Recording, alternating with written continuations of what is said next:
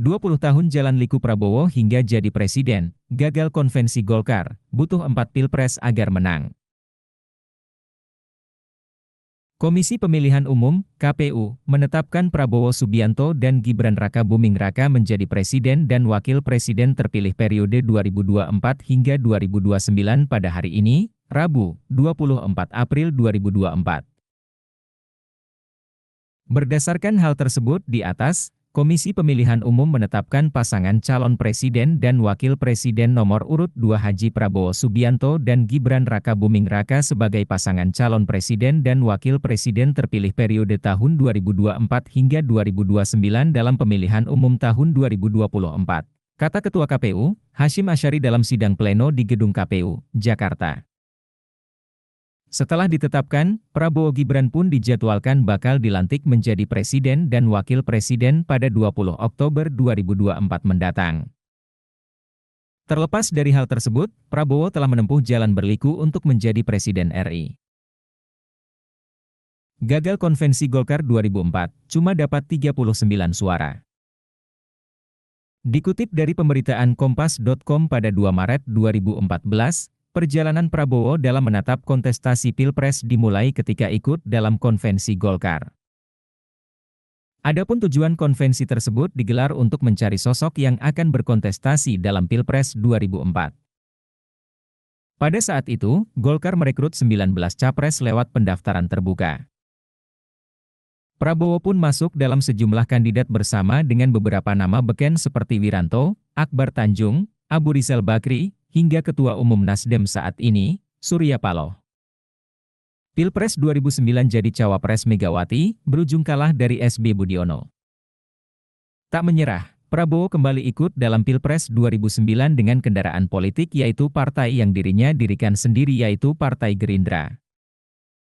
Awalnya, Prabowo berniat untuk melenggang dengan Ketua Umum PAN saat itu, Sutrisno Bachir sebagai cawapres.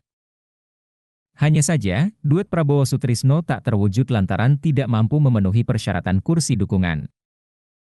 Menurut Prabowo, duetnya bersama Sutrisno hanya kurang 1 kursi. Lantas, Prabowo pun berubah haluan dengan berkoalisi bersama PDIP yang mengusung ketua umumnya yaitu Megawati Soekarno Putri.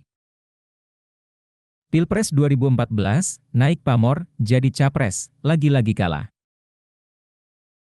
Prabowo tak patah arang dan kembali mencalonkan diri sebagai capres di Pilpres 2014.